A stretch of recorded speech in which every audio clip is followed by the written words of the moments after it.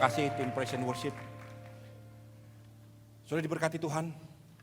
Amin, puji Tuhan. Saudara, pada kesempatan hari ini di ibadah raya 1, 2, dan 3, kita akan sama-sama belajar satu kebenaran firman Tuhan. Mungkin saudara sering mendengar kata the fear of God, takut akan Tuhan. Tapi berapa banyak kita yang sungguh-sungguh memahami, bahkan menghidupi kata takut akan Tuhan ini. Saudaraku, ini adalah salah satu manifestasi daripada ketujuh roh Allah, seperti yang dikatakan di kitab Yesaya 11 dan berulang-ulang kali lagi dibicarakan di kitab Wahyu. Saudaraku, saya menemukan bahwa orang-orang yang takut akan Tuhan, mereka akan bertahan dalam segala perkara ketika ditempa oleh banyak perkara dalam hidup mereka. Ketika mereka berjalan, mereka terus fokus kepada penggenapan rencana Tuhan. Nah, saudaraku, kalau saudara memberikan perhatian yang sungguh-sungguh, hari ini sebagian daripada dimensi takut akan Tuhan kita akan lihat. Dan kita akan belajar satu kebenaran firman Tuhan ini. Saudaraku, kitab 1 Samuel 2 berkata begini, ayat 17. Hormati semua orang, kasihilah saudara-saudaramu, takutlah akan Allah, hormati raja. Takutlah akan Allah, hormati raja. Saudaraku, hari ini kita akan belajar satu kebenaran, bahwa orang yang hidup takut akan Tuhan, dia akan belajar menghormati Tuhan sebagai raja. Dalam satu kota ada satu auction, barang-barang kuno, barang-barang yang tidak lagi diperlukan. Sebagian besar barang-barang itu adalah barang-barang yang sudah berdebu, berkarat, dan kelihatannya sangat tidak menarik. Satu persatu barang-barang itu di auction. Pada kali yang terakhir, ada sebuah saksofon tua yang di auction. Siapa yang mau beli saksofon ini? Penawaran pertama $10, tidak ada. $5, tidak ada yang angkat tangan. Ditunggu, siapa $5? 1, 2, 3, nggak ada yang angkat tangan. $2, tidak ada yang angkat tangan. Kemudian dari kejauhan ada seorang bapak tua datang mendekati tempat di mana auctioneer sedang menawarkan barang saksofon tua ini. Bapak tua itu mulai membersihkan saksofon tua. Kemudian dia mulai mencoba dan dia mulai meniup saksofon itu.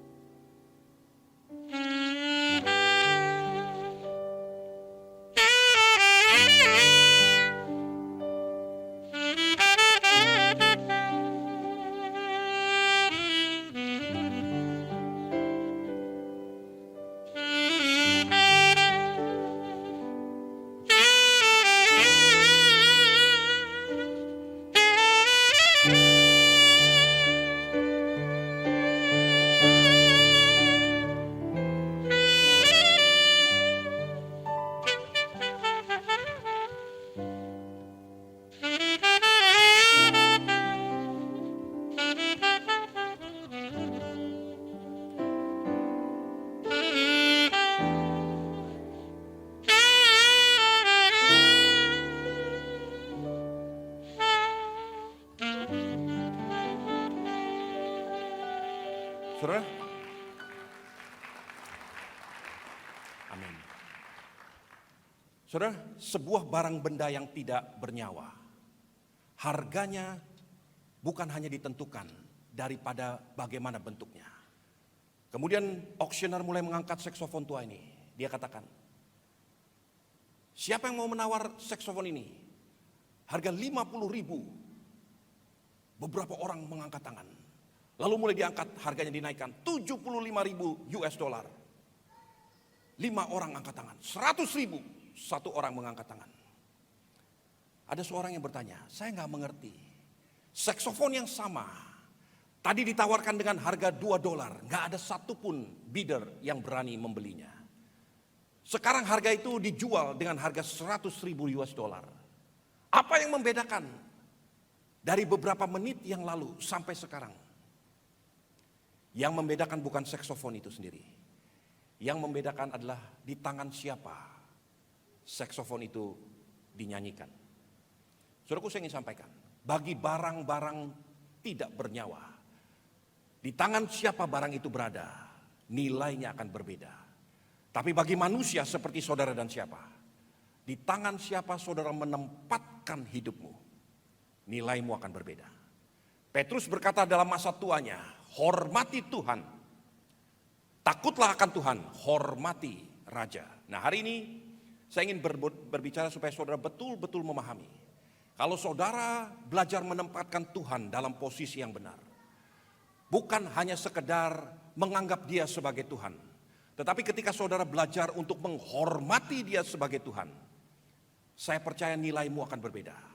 Di dalam alam kekekalan pun nilai saudara akan berbeda. Saudaraku, ada dua predikat yang Alkitab berkali-kali bicara tentang Tuhan. Yesus disebut sebagai Tuhan atau sebagai Allah. Tapi pada hal yang bersamaan Dia juga disebut sebagai Raja. Ini dua predikat yang dimiliki oleh pribadi yang sama, yaitu Kristus Yesus Tuhan yang kita sembah. Dia Tuhan, tapi Dia juga adalah Raja.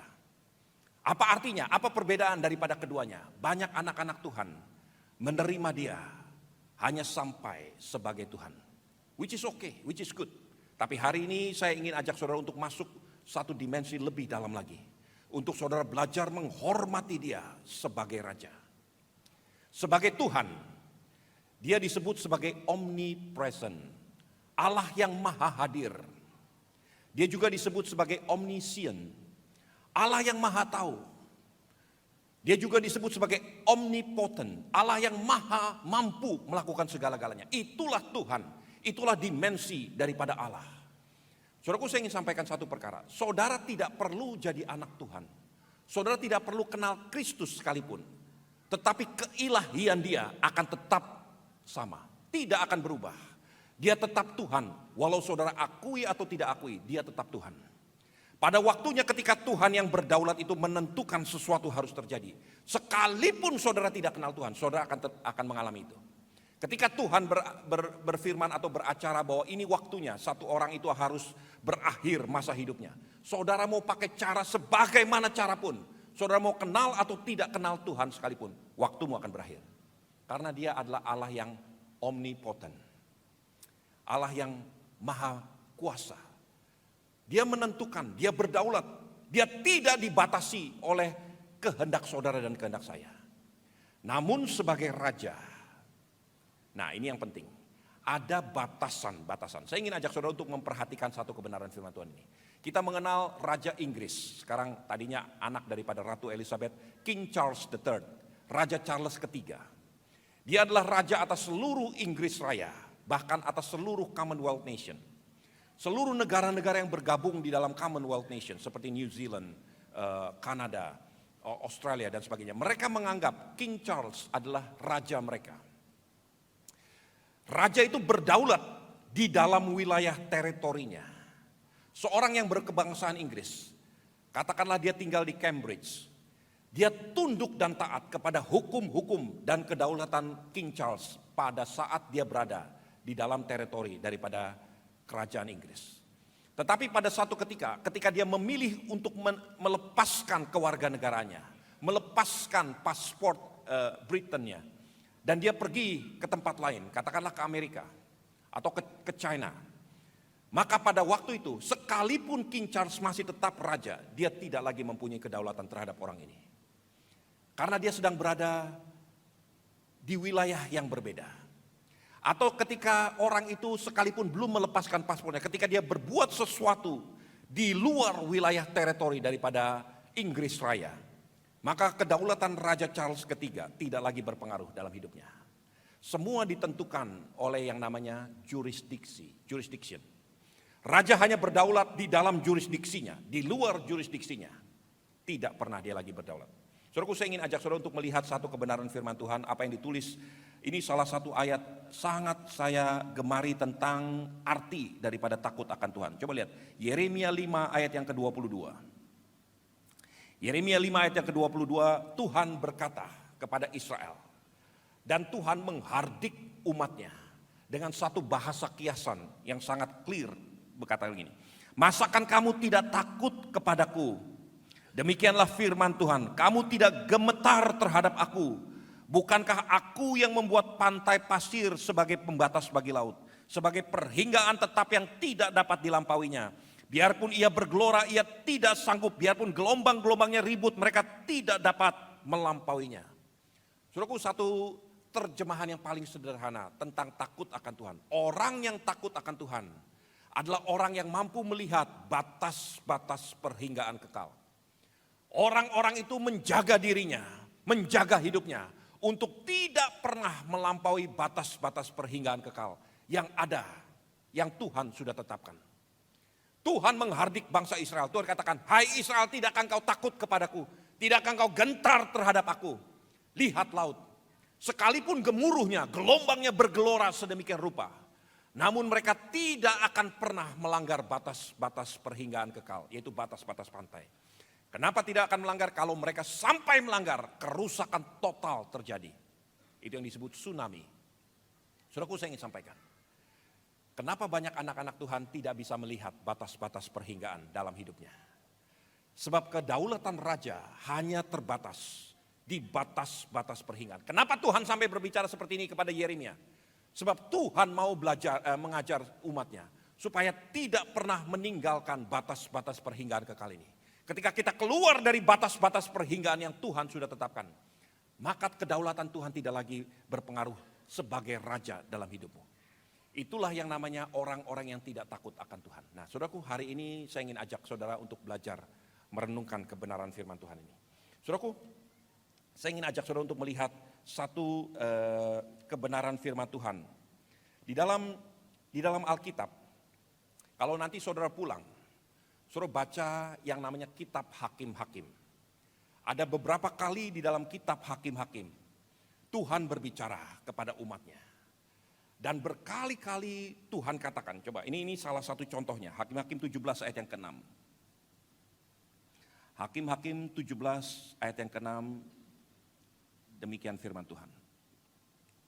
Pada zaman itu tidak ada raja di antara orang Israel. Setiap orang berbuat apa yang benar menurut pandangannya sendiri. Tahukah saudara, kata-kata yang sama diulang berkali-kali di dalam kitab Hakim-Hakim. Pada zaman itu tidak ada raja di Israel. Setiap orang berbuat sekendak hatinya sendiri. Kitab Hakim-Hakim ditulis untuk membuktikan atau menunjukkan satu era di dalam kehidupan Israel, yaitu era hakim-hakim. Israel dipimpin oleh hakim-hakim pada waktu itu. Seperti Samuel adalah hakim yang terakhir. Ada yang namanya Gideon, Yefta dan sebagainya, Deborah. Mereka adalah hakim-hakim yang memerintah di tanah Israel pada waktu itu. Mereka bukan Tuhan, mereka bukan imam, mereka juga bukan raja.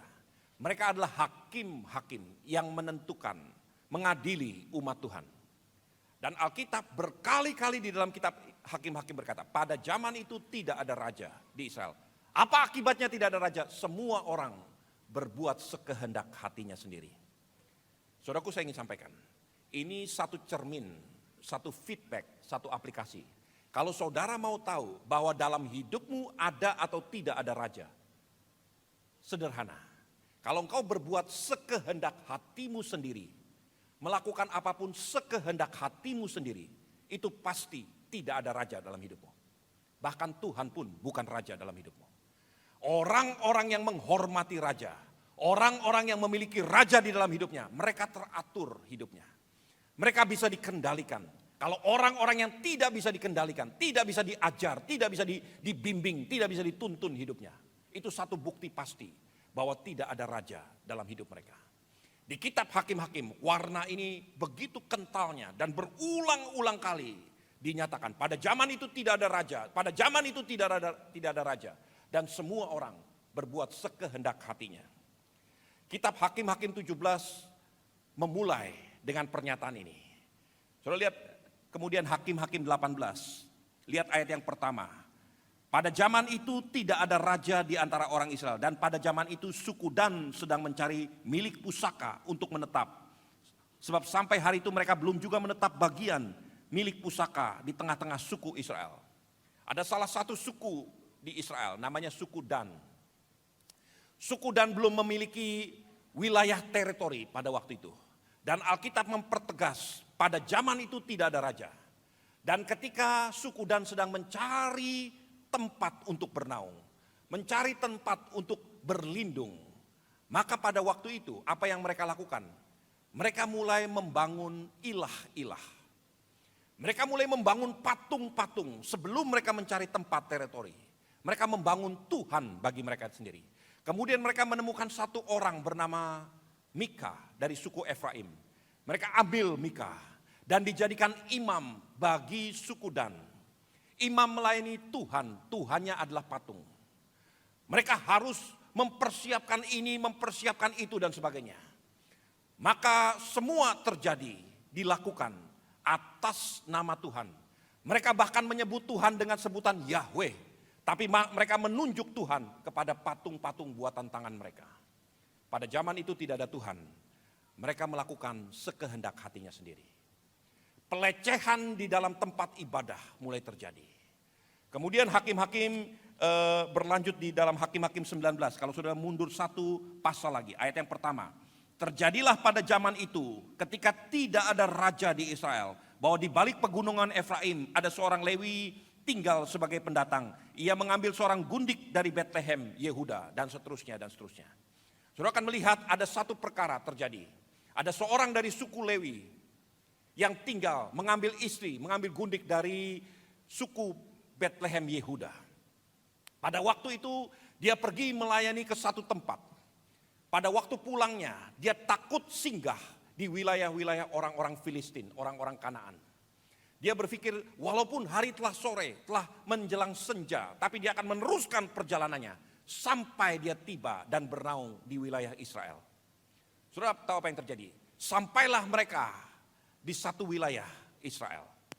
Ketika mereka sampai di situ, pada tengah malam, orang-orang penduduk kota itu mengambil istrinya, memperkosa bersama-sama, lalu membunuh dan memotong-motong mayatnya menjadi potongan-potongan. Orang Lewi ini begitu sedih hatinya, begitu susah hatinya. Dikirim potongan-potongan itu ke setiap suku Israel. Dan dia berkata, inilah yang dilakukan oleh bangsa Israel terhadap istriku. Saudaraku, pada zaman itu tidak ada Tuhan di Israel. Pertama-tama ketika tidak ada Tuhan, tidak ada raja di Israel. Semua orang berbuat sekehendak hatinya. Pada zaman itu pelecehan di dalam tempat ibadah mulai terjadi. Kemudian bukan hanya itu, pelecehan terhadap hamba-hamba Tuhan, terhadap sesama manusia. Hak orang Lewi diambil oleh orang-orang Israel. Karena tidak ada raja di zaman itu. Semua orang berbuat sekehendak hatinya. Dan ketika saudara terus mengikuti apa yang terjadi pada kitab Hakim-Hakim, saudara akan melihat satu era yang paling kelam di dalam sejarah Israel. Yaitu ketika orang menjadi hiruk pikuk, kacau balau. Semua orang berbuat sekehendak hatinya sendiri. Karena tidak ada raja pada zaman itu. Kitab Hakim-Hakim ditutup dengan satu ayat di Hakim-Hakim 21 ayat yang ke-25. Ini adalah ayat terakhir daripada kitab Hakim-Hakim. Dikatakan begini, pada zaman itu tidak ada raja di antara orang Israel. Setiap orang berbuat apa yang benar menurut pandangannya sendiri. Berkali-kali, saudara melihat. Berkali-kali terus menerus, tidak ada raja, tidak ada raja. Orang berbuat sekehendak hatinya. Apa yang dipandang benar itulah yang dilakukan. Saudaraku, saya ingin sampaikan. Kembali kepada apa yang Petrus katakan tadi. Takutlah akan Tuhan, hormati raja. Saudaraku, seringkali kita merasa, kita menganggap kita sudah memuliakan Tuhan. Kita sudah beragama. Kita beribadah. Kita menganggap Tuhan adalah Tuhan. Tetapi ada satu sisi, satu dimensi daripada Kristus yang seringkali kita lupakan. Bahwa dia bukan hanya Tuhan, dia juga Raja. Kitab Hakim-Hakim membuktikan ketika manusia hanya melihat satu sisi. Dan sisi kerajaan, kedaulatan dia sebagai raja itu diabaikan. Maka manusia akan menjadi begitu jahatnya. Pada waktu saya kuliah tahun 1980-an. Di dunia kita mengenal satu pelayanan yang namanya PTL, Praise the Lord Ministry. Dipimpin oleh seorang hamba Tuhan namanya Jim Baker. Semua orang usia-usia saya atau lebih tua pernah mendengar pelayanan hamba Tuhan ini luar biasa. Pelayanan stasiun evangelism yang terbesar di dunia. Pada zaman itu PTL Ministry itu berdampak di seluruh benua Amerika, Australia dan beberapa wilayah dari Asia dan Afrika. Saudaraku, dampaknya begitu besar. Terus kemudian tiba-tiba terjadi sesuatu. Pemimpin tertinggi mereka, Jim Bakker, ditangkap polisi karena manipulasi keuangan dan pelecehan seksual. Dijatuhkan hukuman penjara, masuk ke dalam penjara. Pelayanan itu bubar, hancur perlahan-lahan. Ada seorang hamba Tuhan digerakkan hatinya untuk mengunjungi Jim Bakker di penjaranya. Dia drive beberapa mile jauhnya, kemudian dia berkunjung ke tempat Jim Bakker. Bercakap-cakap sebagai seorang hamba Tuhan dan menguatkan berdoa. Ada satu kesempatan di mana dia merasa Jim Bakker sudah membuka dirinya. Dia berkata, Jim, izinkan saya bertanya satu hal. Silakan. Kapan terakhir kali engkau jatuh dari cintamu kepada Tuhan Allahmu? Jim Bakker berkata gini, aku tidak pernah meninggalkan cintaku kepada Tuhan Allahku. Orang yang bertanya ini menjadi bingung terhadap jawaban itu. Maksud saya begini, Jim, aku mengerti maksudmu. Aku tidak pernah meninggalkan cintaku kepada Tuhan Allahku. Tapi aku tidak takut kepada Dia. Penjara ini adalah tempat terbaik. Karena dari penjara ini aku diajarkan, diselamatkan dari jurang kehancuran. Saudaraku, pernyataan Jim Bakker ini menggetarkan hati saya. Bahwa bisa saja seorang mengasihi Tuhan, sungguh-sungguh mengasihi Tuhan. Dan tidak pernah meninggalkan cintanya kepada Tuhan Allahnya. Tapi dia tidak takut akan Tuhan. Dan dia jatuh seperti downward spiral. Dia jatuh makin jauh sedemikian rupa. Saudaraku, saya ingin sampaikan. Karena tidak takut akan Tuhan. Orang melakukan hal-hal yang sekehendak hatinya. Apa yang baru saja kita baca di dalam kitab Hakim-Hakim. Itulah bukti dari orang yang tidak pernah menganggap, menghormati Dia sebagai Raja. Takut akan Tuhan. Itu berarti menghormati Dia sebagai Raja. Nah, saudaraku, saya ingin ajak saudara untuk melihat dan memperhatikan kebenaran firman Tuhan ini. Apa bedanya saya menghormati Dia sebagai Tuhan dan saya menghormati Dia sebagai Raja? Tadi barusan saya sampaikan bahwa kalau kita menghormati Dia sebagai Tuhan, saudara nggak perlu jadi anak Tuhan pun, Dia tetap Tuhan. Karena Dia berdaulat penuh terhadap hidup semua manusia. Dia tetap mempunyai kekuasaan seperti Tuhan. Tetapi Raja berbeda. Itu tergantung saudara dan tergantung saya. Sikap hati saya, pandangan saya, keputusan hidup saya untuk menghormati Dia sebagai Raja atau tidak, itu menentukan apakah Dia Raja atau tidak dalam hidup saya. Kalau Dia Raja, saya akan jaga teritori di mana Dia berkuasa. Saya tidak akan tinggalkan teritori di mana Dia berkuasa. Ada yang namanya free will, kehendak bebas. Yang saya paksakan kepada diri saya untuk tetap berada di dalam wilayah kedaulatan Sang Raja. Itulah yang membedakan antara menghormati Dia sebagai Raja atau menghormati Dia sebagai Tuhan. Saudaraku, kitab Hakim-Hakim kemudian ditutup. Kemudian masuklah yang namanya kitab Raja-Raja. Di dalam kitab Raja-Raja, Samuel adalah hakim terakhir. Orang-orang Israel datang kepada Samuel. Dan mereka merengek-rengek minta yang namanya raja bagi mereka. Mereka datang kepada Samuel. Mereka katakan, Samuel, setelah kamu mati, kami tidak mau lagi dipimpin oleh hakim-hakim. Kami mau dipimpin oleh seorang raja. Hal itu membuat Samuel kesal. Dan Samuel masuk ke dalam ruang doanya. Ketika Samuel masuk, Tuhan berkata, Samuel, berikan apa yang mereka minta. Sebab bukan kamu yang mereka tolak, tetapi akulah yang mereka tolak. Coba sudah lihat. Perhatikan 1 Samuel 8. Tuhan berfirman kepada Samuel, dengarkan perkataan bangsa itu dalam segala hal yang dikatakan mereka kepadamu. Sebab bukan engkau yang mereka tolak, tetapi akulah yang mereka tolak. Supaya aku jangan menjadi raja atas mereka. Saudaraku, pernyataan ini membuat saya bingung terus terang. Coba saudara ikuti pelan-pelan. Saudaraku, tadi di kitab Hakim-Hakim kita melihat kehancuran demi kehancuran terjadi Karena orang tidak menghormati Tuhan sebagai raja. Tidak ada raja dalam hidup mereka. Sehingga orang berbuat semaunya. Sekarang di kitab raja-raja, mereka minta raja. Dan Tuhan menjadi begitu kecewa. Dan Tuhan berkata, bukan kamu yang mereka tolak. Tapi akulah yang mereka tolak. Kenapa mereka menolak aku, kata Tuhan? Supaya aku tidak menjadi raja atas mereka. Nah, saudaraku perhatikan. Sekalipun di kitab Hakim-Hakim dikatakan tidak ada raja yang membuat manusia hancur-hancuran. Berbuat semaunya sendiri, sesuka hatinya. Tetapi justru di kitab Raja-Raja, itu menjadi final. Karena sekarang Tuhan tidak lagi dianggap sebagai raja. Mereka mau punya raja yang adalah manusia. Saudaraku, seperti kalau boleh saya ibaratkan seperti ini. Seorang suami yang suka berselingkuh. Sekarang dengan terang-terangan dia ceraikan istrinya dan dia menikah dengan selingkuhannya. Supaya benar-benar tidak ada kemungkinan untuk kembali kepada istrinya. Dia ceraikan istrinya dan dia menikah dengan wanita lain. Itulah yang dialami oleh Tuhan hari itu di kitab Raja-Raja. Bangsa Israel setelah berlama-lama berselingkuh dengan yang namanya kedaulatan raja. Mereka tidak mengenal raja sehingga ibadah mereka menjadi kekacauan. Hidup orang-orang Lewi diinjak-injak. Tidak ada penghormatan kepada Tuhan. Sekarang begitu masuk ke kitab Raja-Raja. Mereka bukan hanya menolak hakim-hakim. Mereka memaksa minta raja. Dan Tuhan katakan kepada Samuel, hakim terakhir. Berikan apa yang mereka minta.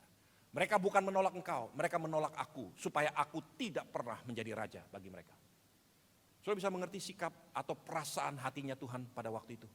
Betul-betul Israel menutup pintu bagi Tuhan. Tidak perlu aku membuat engkau menjadi raja dalam hidupku. Dan itulah yang menjadi kekacauan. Aku mau seperti bangsa-bangsa lain. Aku mau seperti orang-orang dari bangsa-bangsa yang ada di sebelah dan sebagainya. Saudaraku, sebetulnya yang Tuhan ingin sampaikan kepada Israel. I am your king. Akulah raja atas kalian. Akulah yang berdaulat menentukan hidupmu. Mereka mungkin menyebut Tuhan sebagai Tuhan. Sebagai Yahweh. Sebagai Allah yang dihormati. Tetapi mereka tidak pernah menghormati Tuhan sebagai raja. Mereka tidak bisa membawa dirinya untuk tunduk. Seorang raja itu berhak mencabut nyawa. Tuhan itu berhak menentukan hidup. Tapi seorang raja itu berdaulat. Ditentukan daripada kerelaan kita memperhamba diri kepada raja. Itulah yang ditolak oleh Israel. Nah, saudaraku, saya ingin sampaikan. Dibutuhkan yang namanya kerelaan hati. Saudaraku, saudara mau belajar untuk takut akan Tuhan. Takut akan Tuhan hanya akan tumbuh bagi hati yang mau dipimpin. Mau dituntun oleh Tuhan. Hanya sekedar kita berkata, oh dia Tuhan Allahku.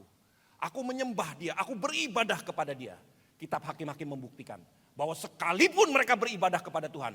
Sekalipun mereka menyebut nama Yahweh. Tapi mereka tidak pernah menghormati dia sebagai raja. Dan kekacauan terjadi pada waktu itu. Saudaraku, siapakah Tuhan bagimu? Siapakah Kristus bagi saudara? Apakah dia betul-betul menjadi raja dalam hidupmu? Seorang raja itu diterima apa adanya. Kita mempersilahkan diri kita, memperhamba diri kita, membawa diri kita. Supaya dia menjadi raja. Dia menentukan, dia mengatur, dia memerintah atas hidup kita. Bukan kita yang memerintah dia. Saudaraku, banyak sikap anak-anak Tuhan justru sebaliknya. Coba kita perhatikan cara kita berkomunikasi dengan Tuhan. Cara kita hidup dengan Tuhan. Kita yang perintah Tuhan atau Tuhan yang perintah kita? Sebagian besar anak Tuhan, justru dia memerintah Tuhan. Tuhan lakukan begini, Tuhan lakukan begitu dan sebagainya. Saudaraku, hal itu membuat kita menjadi terjebak di dalam yang namanya roh agamawi. Saudaraku, kita sulit untuk keluar dari apa namanya rencana Tuhan ini karena kita terjebak di dalam roh agamawi ini. Saudara, hari ini kita betul-betul ingin belajar untuk menempatkan diri kita secara rela. Biarkan Tuhan menjadi raja dalam hidup kita. Biarkan dia menuntun, mengatur hidup kita. Bisakah saudara bayangkan ketika Tuhan katakan, jangan lakukan ini. Kira-kira apa respon kita? Saudara, kita seringkali terjebak di dalam yang namanya kebiasaan agamawi. Ada di satu kota ada seorang hamba Tuhan bernama William Chesbrough. William Chesbrough adalah seorang hamba Tuhan yang sangat-sangat sederhana.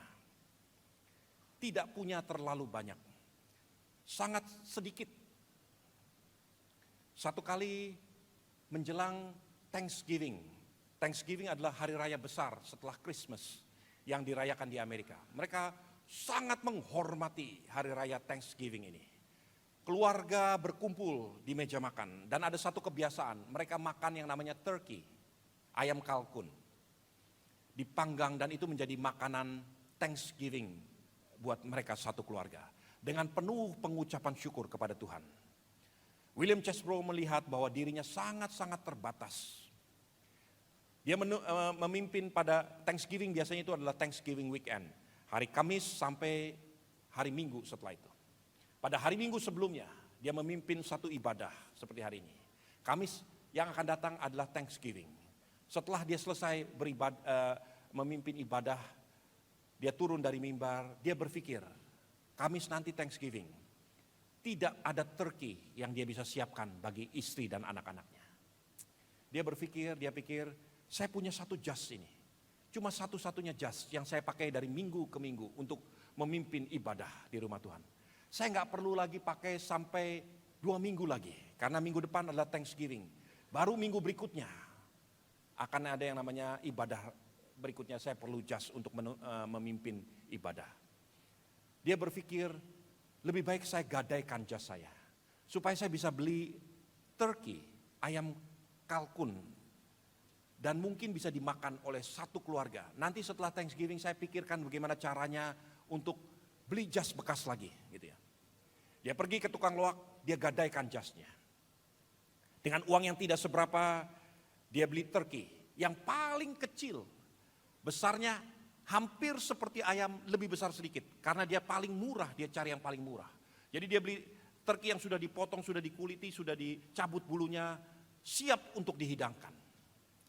Saudaraku, dia bawa pulang. Dia taruh di depan, di atas meja di dapur di rumahnya. Dia berpikir supaya nanti istrinya melihat. Istrinya bisa bersyukur bahwa beberapa hari lagi, 2 hari lagi akan ada Thanksgiving celebration di dalam rumah itu. Mereka bisa masak turkey dan seluruh keluarga akan bisa berkumpul menikmatinya. Minimal dia akan membawa senyuman bagi istri dan anak-anaknya. Saudaraku, William Chesbrough pergi melakukan tugasnya. Pada sore hari, dia dengan senyum lebar. Istrinya juga terlihat senyumnya lebar. William Chesbrough berpikir, pasti istrinya sudah ke dapur. Dia berkata, apakah engkau tahu bahwa kita akan merayakan Thanksgiving yang sangat luar biasa tahun ini? Istrinya berkata, ye, hore. Tapi kita punya turkey atau enggak? Loh, saya udah beli turkey. Kamu apa enggak lihat? Oh, kamu sudah beli. Mana turkey-nya? Ada di dapur. Dituntun tangan istrinya, dibawa ke dapur. Di dapur di meja kosong dia melihat tidak ada turkey. Tidak ada ayam kalkun yang baru tadi pagi dia beli. Dengan menggadaikan jasnya untuk memimpin ibadah. William Chesbrough bingung dan dia katakan, tadi pagi saya taruh di atas meja ini. Istrinya kaget. Dia katakan, that's turkey? Apakah itu turkey? Saya pikir itu ayam.